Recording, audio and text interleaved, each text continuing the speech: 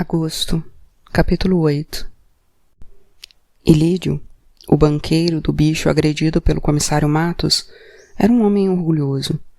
Começara sua vida na contravenção, trabalhando para seu assineto Moscoso, grande banqueiro em Madureira. Fazia a segurança dos pontos do seu assineto com grande eficiência. Evitava usar de violência, mas sempre que necessário não hesitara em matar um invasor de ponto ou qualquer outro indivíduo que estivesse criando problemas sérios para os negócios do seu assineto. Sua operosidade lhe proporcionou várias promoções dentro da rígida hierarquia do comando do jogo do bicho. Afinal, com a ajuda e proteção do seu patrão e a aquiescência dos outros grandes banqueiros, Ilídio passou a controlar alguns pontos da cidade. Tornou-se um pequeno banqueiro. Seus negócios, como o de todos os outros bicheiros, grandes ou pequenos, prosperavam incessantemente. Ilídio ambicionava tornar-se, um dia, um banqueiro importante, como seu assineto. A humilhação que sofrera nas mãos, ou melhor dizendo, nos pés, daquele comissário tornara-se insuportável para o bicheiro. Ele acreditava que no mundo da contravenção, e particularmente entre seus auxiliares, não havia quem não soubesse e comentasse o que havia acontecido. A única maneira de acabar com a sua vergonha e recuperar o prestígio que supunha estar perdendo era matar o comissário. Coisa que não podia fazer pessoalmente. Matar uma pessoa com as próprias mãos era uma violação das regras estabelecidas e seguidas pelos banqueiros, e ele pretendia obedecer a isso. Assim, mandou chamar um matador de confiança, conhecido como Turco Velho. Turco Velho tinha esse apelido devido à sua cabeleira branca. Tinha apenas 42 anos e era mais novo que um outro pistoleiro chamado Turco Novo. Um sujeito em quem não se podia confiar. Não só porque pintava os cabelos e o bigode, mas também por ser covarde e mentiroso. Já o Turco Velho, um homem recatado, misterioso, dedicado à família e ao trabalho, era respeitado por sua discrição e temido por sua eficiência. Ninguém jamais o vira contando vantagens e, contudo, no desempenho de suas funções, já matara mais de 20 pessoas, homens, na totalidade. Quero o velho, ouviram? A mensagem foi espalhada entre os apontadores e demais auxiliares de Ilídio. Turco Velho foi localizado em Caxambu, Minas Gerais, para onde fora, no fim da semana, visitar sua mãe. Seu Ilídio, depois de amanhã estou no Rio para fazer o serviço, disse ele depois de ouvir a proposta do bicheiro. Aniceto Moscovo também soube da convocação do Turco Velho. Preocupado, marcou um encontro com Ilídio, numa churrascaria na Praça Sans Pena. A gente não mata os policiais, disse Assineto, só compramos eles. Esse puto não se vende. Todos têm seu preço. Falo de cadeira, estou nesse negócio há mais tempo que você. O cachorro me humilhou, a cidade inteira está rindo de mim. Ele tem que morrer, para eu poder olhar novamente para a cara dos meus filhos. Maior vingança será comprar o sujeito. Esse filho da puta não tem preço. Ele é maluco. Todo mundo sabe disso. Aniceto Moscovo procurou convencer Ilídio de que era um erro levar avante o que pretendia, mas que este não cedeu e despediu-se sem nada prometer. Pela primeira vez no relacionamento dos dois, um pedido de Moscovo não era prontamente atendido pelo seu ex-empregado. Naquele mesmo dia, Moscovo procurou seu amigo Eusébio de Andrade, grande banqueiro da Zona Oeste, mentor da comunidade, a quem os outros banqueiros costumavam pedir conselhos. Os dois homens tinham uma paixão em comum, o futebol. Andrade era benemérito do Bangu Atlético Clube e Aniceto Moscovo era patrono do Madureira Atlético Clube, cujo estádio de futebol fora construído com dinheiro dele. Os bicheiros, em geral, eram vistos como marginais. mas as atividades esportivas de Andrade e Moscovo lhes rendiam uma publicidade positiva junto aos meios de comunicação e à sociedade, apesar de esses clubes serem pequenas agremiações do subúrbio. Tanto Andrade quanto Moscovo instavam os outros bicheiros a também patrocinar atividades de interesse popular, sem encontrar muita receptividade. O problema é que os nossos colegas são muito ignorantes, dizia Andrade. Não enxergam um palmo adiante do nariz. Depois de ouvir o que Aniceto lhe dissera, Eusébio de Andrade combinou que iriam juntos falar com Ilídio, para convencê-lo a desistir do seu intento. O que você faria se um tira lhe desse um pontapé na bunda? Perguntou Ilídio. Não sei, honestamente, respondeu Eusébio de Andrade. Você sabe que eu sou uma pessoa que procura se informar bem antes de tomar qualquer decisão, mesmo que seja uma coisa simples. Eu me informei sobre esse comissário. Os colegas não gostam dele. Os chefes não gostam dele. Nós não gostamos dele, brincou Aniceto. Ninguém gosta dele. Mas, se a gente mata esse sujeito, ele vira um herói. Não viu o que aconteceu com esse Major Vaz? Mataram o cara e deu essa cagada que a gente vê todo dia nos jornais. Matar o major foi uma besteira. Da mesma maneira, se o turco velho matar esse comissário, ele vai deixar de ser considerado um filho da puta pelos colegas, e os tiras vão pegar você. Como? O turco velho é um túmulo. Dali não sai nada. Você sabe disso, disse Ilídio. Claro que o turco velho jamais abriria o bico. Mas os tiras saberiam facilmente que foi você quem mandou matar o comissário. Não me incomodo com isso. Nós nos incomodamos. Eu e o Aniceto estamos aqui representando os outros colegas também, e queremos oferecer uma compensação a você. O Zé do Carmo não deixou herdeiros, e os pontos dele estão sendo redistribuídos. Os que fazem limite com a sua área serão dados a você. Ilídio demorou a responder. Aniceto tinha razão. Todo homem tinha seu preço, e o dele eram os pontos do Zé do Carmo. Vou fazer o que vocês querem, mas esse tira, filha da puta, vai ficar na minha alça de mira. Não perde por esperar, disse Ilídio, consciente de que os outros sabiam que ele estava apenas fazendo farol com aquelas ameaças. Avisa imediatamente o turco velho, antes que ele comece a agir, alertou Eusébio de Andrade ao se despedir. Depois de quase 2 horas, Ilídio conseguiu que a telefonista do interurbano completasse a ligação para Caxambu. Ele foi para o Rio de Janeiro, disse a mãe do turco velho. Ilídio mandou um emissário procurá-lo numa casa em que o turco velho costumava ficar, um sobrado na rua Salvador de Sá.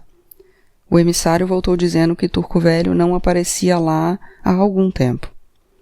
O bicheiro pensou nos pontos que herdaria do espólio de Zé do Carmo e quanto aquilo representaria na sua arrecadação diária. Ele passaria a ser um verdadeiro banqueiro. Gritou para Maneco, seu lugar-tenente. Preciso achar esse homem. Maneco lembrou a Ilídio que era domingo e os pontos do jogo não estavam funcionando, mas que no dia seguinte, com todos os pontos da cidade alertas, ia ser uma pechincha encontrar o turco velho. Ao meio-dia daquele domingo, o comissário Matos entrou de serviço. Ele precisava dar uma ordem aos seus pensamentos tumultuados. Arrumou a gaze que enfaixava sua mão.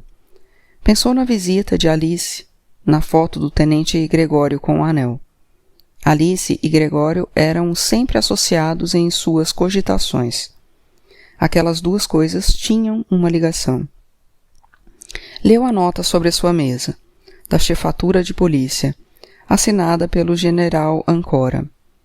A nota foi causada, evidentemente, pela reunião dos militares no Clube da Aeronáutica da última sexta-feira, e tinha o objetivo de acalmar, de alguma forma, a indignação demonstrada pelos milicos naquela assembleia. Desde os primeiros momentos em que tomou conhecimento do lamentável episódio do último dia 5, dizia a nota, empenhou-se o Departamento Federal de Segurança Pública na elucidação do fato criminoso, iniciando diligências para prender o responsável pela dolorosa ocorrência em que perdeu a vida um dos mais ilustres oficiais da aeronáutica, o Major Rubens Florentino Vaz, e foi ferido o jornalista Carlos Lacerda, diretor da Tribuna da Imprensa. O 2º Distrito Policial, desde logo, convocou-se uma equipe de trabalho ao mesmo tempo em que solicitava a colaboração da Seção de Investigações Criminais da Divisão de Polícia Técnica. A nota era longa, e Matos correu os olhos sobre ela, atento aos pontos relevantes e pulando o que havia de óbvia persuasão dirigida aos militares. Os tiras haviam conseguido apurar em pouco tempo a identidade do motorista Nelson Raimundo de Souza. O delegado Pastor fora imediatamente ao Hospital Miguel Couto, onde entrara em contato com o sobrevivente do atentado, o jornalista Carlos Lacerda, a fim de saber, de modo resumido, como o mesmo ocorrera. E o filho de Lacerda, o garoto Sérgio, ele também era um sobrevivente do atentado. Por que Pastor não o ouvira? Pastor era um bom policial. Aproximadamente às 3 horas da madrugada, o motorista Nelson Raimundo de Souza se apresentara ao 4º Distrito, no Catete, de onde fora encaminhado ao 2º e submetido aos primeiros interrogatórios. Raimundo dissera que seria capaz de reconhecer a pessoa que conduzira em seu carro e que ouvira ao passar pela esquina das avenidas Calógeras e Beira-Mar, um ruído estranho que poderia ser um objeto atirado por seu passageiro ao solo. Um aviário vira um mendigo apanhar o objeto. Na sexta-feira, dia 6, Nelson Raimundo fora levado para a Polícia Militar. Naquela corporação, ouvido pelo coronel Adil, o milico que o ministro da Aeronáutica indicara para acompanhar o inquérito, conforme Pastor dissera no telefonema que lhe dera na madrugada do dia 5. Nelson mantivera o que dissera antes aos tiras. No sábado, enquanto ele, Matos, estava na cama com Salete, Nelson fora ouvido pelo capitão João Ferreira Neves, da Polícia Militar, com a aquiescência do delegado Pastor, de quem fora colega num curso realizado na escola da polícia. Estavam salvando a cara de Pastor, um homem orgulhoso que devia estar sofrendo muito com aquilo tudo. Então Nelson modificara suas declarações. Teria sido submetido a violências? E confessara que levara ao local 2 pessoas, uma das quais, Climério Euribes de Almeida, que a nota dizia ser investigador de polícia. Depois, Nelson afirmara essas declarações na presença do coronel Adil, do promotor Cordeiro Guerra e do delegado Pastor. Para mostrar que as altas autoridades estavam realmente dedicadas à apuração do atentado, a nota mencionava que haviam comparecido ao quartel da PM para ouvir a confissão de Nelson o chefe da polícia, o general Ancora, e o ministro da Aeronáutica, Nero Moura, e o ministro da Justiça, Tancredo Neves. Os 2 ministros, em seguida, haviam ido ao Palácio do Catete, onde os aguardava o general Caiado de Castro. Segundo o chefe de gabinete militar, o presidente da República tinha dado ordens para que tudo fosse apurado e o delegado especial de Vigilância e Capturas, Hermes Machado, fora encarregado da prisão de Climério. Hermes Machado era um delegado competente e respeitado. Era um homem vaidoso da sua elegância no trajar e de sua articulação ao falar.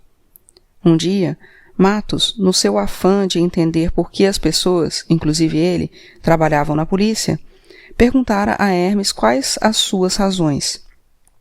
Estou na polícia por vaidade, respondera Hermes. A vaidade é a grande motivação do homem. No caso de Hermes, era a vaidade do poder. Posso prender algo que um juiz, um desembargador, o presidente da República não pode fazer. Hermes, porém, usava o poder de polícia com moderação e refinamento. Sua indicação intromissiva fora aceita com desgosto por Pastor, mesmo sendo ele amigo do delegado de Vigilância e Capturas, desde o tempo em que, como comissário, servira com Machado quando este era o delegado titular no 2º Distrito. A nota da chefatura de polícia terminava informando que Hermes Machado estava realizando diligências para prender Climério, ajudado por oficiais da aeronáutica indicados pelo coronel Adil. Matos pensou em dar um telefonema para Pastor e dizer-lhe: manda esses milicos, o promotor, o chefe da polícia, o Tancredos, todos para a puta que pariu. Pastor estava cercado de gente encagaçada, ou perplexa, ou duas coisas. Tinha sido praticamente afastado do caso. O que tinha a perder? Um empreguinho de merda de delegado? Na verdade, naquele dia, o chefe de polícia, coronel Paulo Torres, tivera uma reunião secreta com seus principais assessores para examinar uma medida que afastaria Pastor totalmente do caso: a avocação do inquérito da Toneleiro ao seu gabinete e a nomeação do delegado Silvio Terra, diretor da Polícia Técnica, para dirigir as investigações. Considerando, porém, que a providência poderia ser vista, dentro do próprio governo, como uma rendição às pressas de Lacerda e seu grupo, a nomeação de Silvio Terra ainda não se efetivara. Enquanto Matos lia a nota da chefatura, Rosalvo entrara na sala. Pela cara do comissário, o investigador concluiu que aquele seria um dia difícil. Sempre que visitava a mãe em Caxambu, cidade famosa por suas águas medicinais, Turco Velho aproveitava para fazer um tratamento de 21 dias. 3 vezes, diariamente, com rigorosa pontualidade, ele bebia água de fontes diferentes, para descarregar o fígado, conforme recomendação do velho médico da cidade. Com a convocação do bicheiro, Turco Velho teve, a contragosto, que suspender o tratamento. Depois de encerrar sua curta conversa ao telefone com o bicheiro, Turco Velho dirigia-se à estação da Rede Mineira de Viação, em Caxambu, e comprara uma passagem para o Rio. Em Cruzeiro, faria uma baldeação para um trem na Estrada de Ferro Central do Brasil. No trem, veio fazendo seus planos.